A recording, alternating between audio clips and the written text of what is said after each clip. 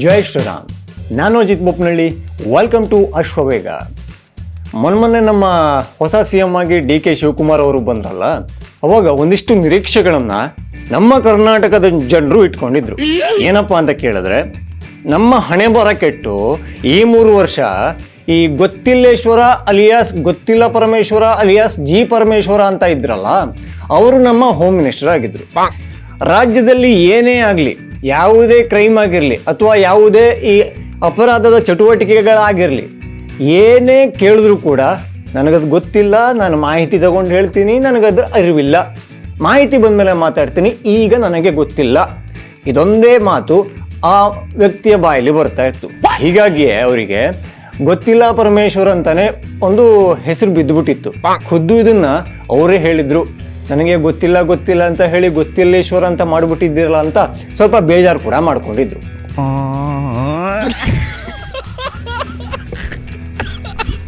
ಈ ಸಿದ್ದರಾಮಯ್ಯನವರ ಒಂದು ಅಧಿಕಾರ ಏನು ಮುಕ್ತಾಯ ಆಯ್ತಲ್ಲ, ಅಲ್ಲಿ ನಮ್ಮ G ಪರಮೇಶ್ವರ್ ಅವರಿಗೆ ಈ ಗೃಹ ಇಲಾಖೆಯಿಂದ ಒಂದು ಮುಕ್ತಿ ಸಿಕ್ತು ಅಲ್ಲ. ಈಗ ಅವರು DCM ಆದರೂ ಈ ಕರ್ನಾಟಕದ ನಮ್ಮ ಕನ್ನಡಿಗರಿಗೆ ಒಂದು ಹೋಪ್ ಇತ್ತು.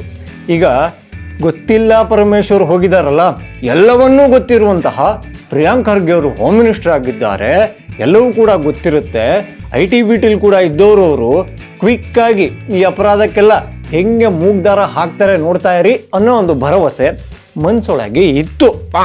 ಆದರೆ ಅವರು ಉಳಿಸಿಕೊಂಡ್ರ? ಖಂಡಿತ ಇಲ್ಲ.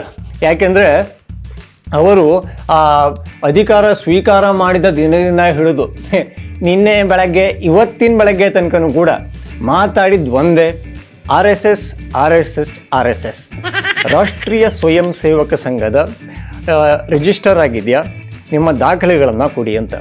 ನಿನ್ನೆ ಒಂದು ಹೆಜ್ಜೆ ಮುಂದೆನೆ ಹೋಗ್ಬಿಟ್ರು, ಒಂದು ಮಾತನ್ನು ಹೇಳ್ಬಿಟ್ರು. ಏನಪ್ಪ ಅಂತ ಕೇಳಿದ್ರೆ, ರಾಷ್ಟ್ರೀಯ ಸ್ವಯಂ ಸೇವಕ ಸಂಘ ದಾಖಲೆಗಳನ್ನು ಕೊಡದೇ ಇದ್ದರೆ ಕಾನೂನು ಕ್ರಮ ಜರುಗಿಸಲಾಗುತ್ತೆ ಅನ್ನೋ ಮಾತನ್ನು ಹೇಳಿದ್ದಾರೆ. ಇದನ್ನ ಕೇಳಿ ಹಿಂಗೆ ನಗಬೇಕಾ ಅಥವಾ ಹೀಗೆ ನಗಬೇಕಾ ಅಂತ ಅರ್ಥನೇ ಆಗ್ತಾ ಇಲ್ಲ. ಯಾಕೆಂದ್ರೆ ಇವರೇ ಹೇಳ್ತಾರೆ ಅದೊಂದು ರಿಜಿಸ್ಟರ್ ಆಗದೆ ಇರೋ ಒಂದು ಸಂಘ ಅಂತ. ಇವರೇ ಹೇಳ್ತಾರೆ ಕಾನೂನು ಕ್ರಮವನ್ನ ಕೊಡ್ತೀವಿ ಅಂತ. ಕಾನೂನು ಕ್ರಮ ಅಂದ್ರೆ ಹೇಗಿರುತ್ತೆ?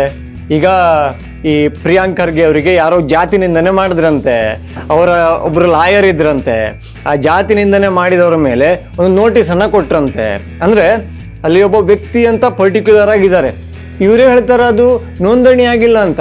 ಇವರು ಆ ನೋಟಿಸನ್ನು ಎಲ್ಲಿಗೆ ಕೊಡ್ತಾರೆ? ಇದೊಂದು ಪ್ರಶ್ನೆ ಮುಂಚೆ ಬರುತ್ತೆ. ಸೊ ಈ ಮುಂಚೆ ಬಂದ ಪ್ರಶ್ನೆ ಹಿಂದ್ಗಡೆ ಏನು ಬರುತ್ತೆ? ಮೊದಲಿಗೆ ಈ ಕಾನೂನು ಕ್ರಮವನ್ನ ತಗೊಳ್ಳೋಕೆ ಪ್ರಿಯಾಂಕ್ ಖರ್ಗೆ ಅವರಿಗೆ ಏನಿದೆ ಹಕ್ಕು ಅನ್ನೋದು ಬರುತ್ತೆ. ಇಲ್ಲ ರೀ, ಅವರು ಹೋಮ್ ಮಿನಿಸ್ಟ್ರು, ಅವ್ರು ಹೇಳಿದ್ದೆ ಇಲ್ಲಿ ಆಡಳಿತ, ಅವರ ಮೇಲೆ ಇಲ್ಲೊಂದು ನ್ಯಾಯಾಲಯ ಅಂತ ಇದೆ.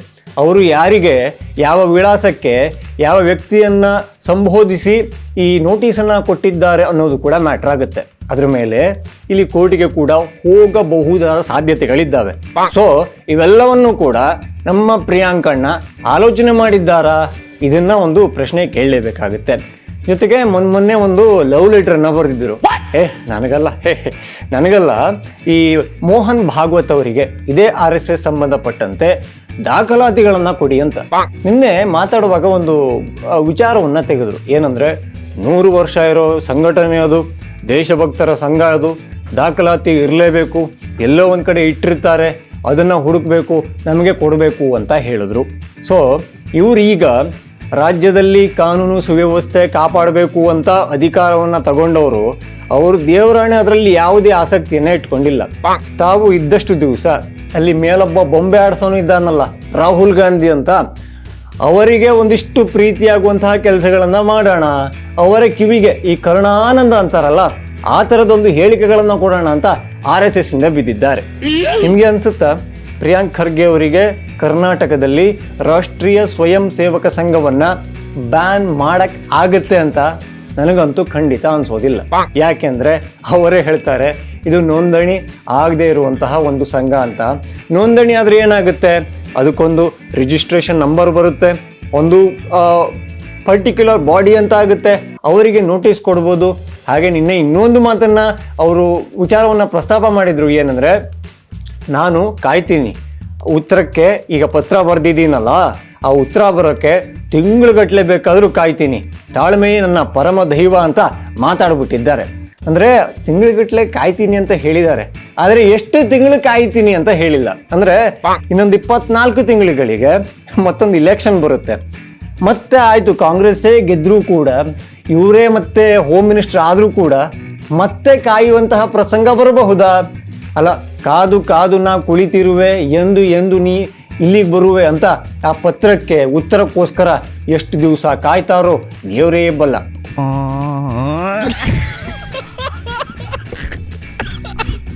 ಆ ಕಾಯ ಟೈಮಲ್ಲಿ ಅಂದರೆ ಈಗ ನೀವು ಪತ್ರವನ್ನ ಬರೆದಿದ್ದೀರಿ, ಮೋಹನ್ ಭಾಗವತ್ ಅವರಿಗೆ ಉತ್ತರ ಕೊಡಬೇಕು ಅನ್ಸಿದರೆ ಅವರಿಗೆ ಅನಿಸಿದ್ದಲ್ಲಿ ಪತ್ರವನ್ನ ಬರೀತಾರೆ. ಅವ್ರು ಪತ್ರ ಬರೆದ್ರೆ ಅದರಲ್ಲೊಂದು ವಿಳಾಸ ಇರುತ್ತೆ. ನೀವು ಕೊಟ್ಟಿರೋ ವಿಳಾಸ, ನಿಮ್ಮ ವಿಳಾಸ ನೆಟ್ಟಿಗೆ ಇದ್ದಲ್ಲಿ ಅದು ನಿಮಗೆ ತಲುಪುತ್ತೆ. ಅದಕ್ಕೆ ಒಂದಿಷ್ಟು ಟೈಮ್ ಆದರೂ ಆಗಬಹುದು ಅಥವಾ ಪತ್ರ ಬರದೇನೂ ಇರಬಹುದು. ಆ ಟೈಮಲ್ಲಿ ನೀವೇನು ಮಾಡಬೇಕು? ರಾಜ್ಯದಲ್ಲಿ ಕಾನೂನು ಸುವ್ಯವಸ್ಥೆ ಎಲ್ಲವನ್ನು ಕೂಡ ನೀವು ತುಂಬಾ ಚೆನ್ನಾಗಿ ನೋಡ್ಕೋಬೇಕು.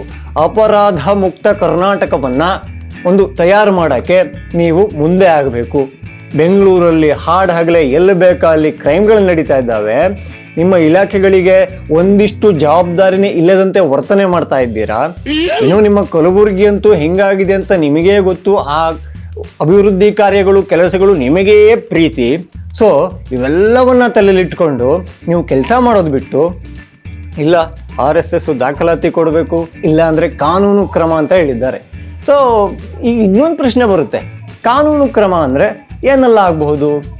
ಚಿತ್ತಾಪುರದಲ್ಲಿ ಪಥಸಂಚಲನವನ್ನು ನಿಲ್ಲಿಸೋಕೆ ಆಗಲಿಲ್ಲ, ಅದು ನೆನಪಿರಲಿ. ಒಂದಿಷ್ಟು ಡೇಟ್ ಹೆಚ್ಚು ಕಮ್ಮಿ ಆಗಿರ್ಬೋದು, ಯಾಕೆಂದರೆ ಅದೇ ಡೇಟಿಗೆ ಇದೇ ಪ್ರಿಯಾಂಕ್ ಖರ್ಗೆ ಅವರು ಈ ಫಂಡಿಂಗ್ ಮಾಡಿ ಒಂದಿಷ್ಟು ಸಂಘಟನೆಗಳಿಂದ ನಾವು ಕೂಡ ಪಥಸಂಚಲನ ಮಾಡ್ತೀವಿ, ನಾವು ಕೂಡ ನಡ್ಕೊಂಡು ಹೋಗ್ತೀವಿ, ನಾವು ಕೂಡ ಲಾಠಿ ಬೀಸ್ತೀವಿ ಅಂತ ಬಂದು ಎಲ್ಲರೂ ಕೂಡ ಒಟ್ಟಿಗೆ ಬಂದಿದ್ದಕ್ಕೆ ಜಿಲ್ಲಾಡಳಿತ ಬೇರೆ ಬೇರೆ ಡೇಟನ್ನು ಅನೌನ್ಸ್ ಮಾಡ್ತು. ಬಿಟ್ಟರೆ ಚಿತ್ತಾಪುರದಲ್ಲಿ ನಿಮ್ಮದೇ ಕೋಟೆಯಲ್ಲಿ RSS ಪಥ ಸಂಚಲನವನ್ನು ನಿಮಗೆ ತಡೆಯೋಕ್ಕಾಯ್ತಾ? ಖಂಡಿತ ಆಗಲಿಲ್ಲ.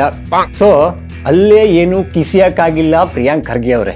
ಇನ್ನು ರಾಷ್ಟ್ರೀಯ ಸ್ವಯಂ ಸೇವಕ ಸಂಘವನ್ನು ಇಡೀ ಕರ್ನಾಟಕದಲ್ಲಿ ಬ್ಯಾನ್ ಮಾಡ್ತೀನಿ, ಕಾನೂನು ಕ್ರಮ ತಗೋತೀನಿ ಇಂಥವೆಲ್ಲ ಮಾತಾಡ್ತಾ ಇರಿ. ಒಂಚೂರು ರಾಹುಲ್ ಗಾಂಧಿ ಅವರಿಗೆ ಖುಷಿ ಆಗ್ಬೋದು. ತಪ್ಪಿ ನೆಕ್ಸ್ಟ್ ಏನಾದರೂ ಅದೇ ಕಾಂಗ್ರೆಸ್ ಬಂದರೆ CM ಪಟ್ಟ ನಿಮಗೆ ಸಿಗ್ಬೋದು. ಯಾಕೆಂದರೆ ಲಾಬಿ ಮಾಡೋಕ್ಕೆ ಅಲ್ಲಿ ಮಲ್ಲಿಕಾರ್ಜುನ ಖರ್ಗೆ ಅಲಿಯಾಸ್ ನಿಮ್ಮ ತೀರ್ಥ ರೂಪ ತಂದೆಯವರಿದ್ದಾರೆ. ಹಾಗಾಗಿ ಅದೊಂದು ಅಟೆಂಪ್ಟನ್ನು ಮಾಡಿ. ಪಾಪ ಅಲ್ಲಿ ಮಲ್ಲಿಕಾರ್ಜುನ ಖರ್ಗೆ ಅವರು ವೇದಿಕೆ ಮೇಲೆ ಬರ್ತಾರೆ, ಕೆಳಗಡೆ ಕೂತಿರೋ ಈ ಕೈ ಕಾರ್ಯಕರ್ತರು ಅಂತ ಇದ್ದಾರಲ್ಲ ಅವರಿಗೆ ಬ್ಯೂಟಿಫುಲ್ ಆಗಿ ಇಂಗ್ಲಿಷಲ್ಲಿ ಯೂಸ್ಲೆಸ್ ಫೆಲೋಸ್ ಅಂತ ಬೈತಾರೆ. ಅದನ್ನ ಕನ್ನಡದಲ್ಲಿ ಬೈದಿದ್ರೆ ಮಾತ್ರ ಕೇಳಕ್ ತುಂಬಾ ಚೆನ್ನಾಗಿರೋದು, ದಂಡ ಪಿಂಡಗಳ ಅಂತ. ಸೊ ಅವರು ಅದನ್ನ ಮಾಡ್ತಾ ಇದ್ದಾರೆ. ಇಲ್ಲಿ ಇವರು ಹೋಮ್ ಮಿನಿಸ್ಟರ್ ಆಗಿ RSS ದಾಖಲಾತಿ ಕೊಡಿ, ನೋಂದಣಿ ಮಾಡ್ಕೊಳ್ಳಿ ಅಂತ ಮಾತಾಡ್ತಿದ್ದಾರೆ.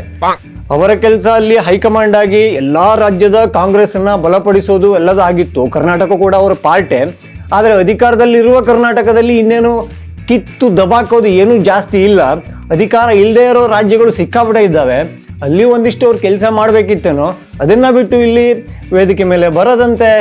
DK ಅವ್ರು ಬಿಟ್ಟು ಬಾಕಿ ಅವ್ರೇನು ನೆಲ ಗುಡ್ಸಕ್ಕೆ ಬಂದವ್ರು ಅಂತ ಕೇಳಿದ್ದಂತೆ. ಕೆಳಗಡೆ ಕೂತ ಕೈ ಕಾರ್ಯಕರ್ತರಿಗೆ ಯೂಸ್ಲೆಸ್ ಫೆಲೋಸ್ ಹೊಂದಿದ್ದಂತೆ. ಅಲ್ಲಿ ಪಾಪ ಸಿದ್ದರಾಮಯ್ಯನವರು ಮುಜುಗರ ಮಾಡಿಕೊಂಡು ಇನ್ನು ಮಾತ್ರ ನನ್ನನ್ನು ಲಾಸ್ಟ್ ಭಾಷಣಕಾರನಾಗಿ ಕರಿಲೇಬೇಡಿ ಅಂತ ಹೇಳಿದ್ರಂತೆ. ಇಂಥದ್ದೊಂದು ಆಗ್ತಾ ಇದೆ. ಈ ಅಪ್ಪ ಇಲ್ಲಿ RSS ಜಪಮಾಲೆ ಹಿಡ್ಕೊಂಡು RSS ಅಂತ ಈ ಗಾಯತ್ರಿ ಮಂತ್ರ ಎಲ್ಲ ಹೇಳ್ತಾರಲ್ಲ, ಆ ಥರದಲ್ಲಿ ಜಪವನ್ನ ಮಾಡ್ತಾ ಇದ್ದಾರೆ. ಸೊ ಅಪ್ಪ ಮಗನ ಜೋಡಿ ಮಾತ್ರ ಅದ್ಭುತವಾಗಿದೆ. ಕಾಂಗ್ರೆಸ್ಗೆ ಜಯವಾಗಲಿ, ಶುಭವಾಗಲಿ. ಇನ್ನೂ ಯಾರೆಲ್ಲ ಅಶ್ವವೇಗ ಚಾನಲನ್ನು ಸಬ್ಸ್ಕ್ರೈಬ್ ಮಾಡ್ಕೊಂಡಿಲ್ವೋ ಈ ಕೂಡಲೇ ಮಾಡ್ಕೊಳ್ಳಿ. ಹಾಗೆ ಎಲ್ಲ ವಿಡಿಯೋಗಳಿಗಾಗಿ ಬೆಲ್ ಐಕಾನ್ ಅನ್ನು ಒತ್ತಿ. ಜೈ ಶ್ರೀರಾಮ್.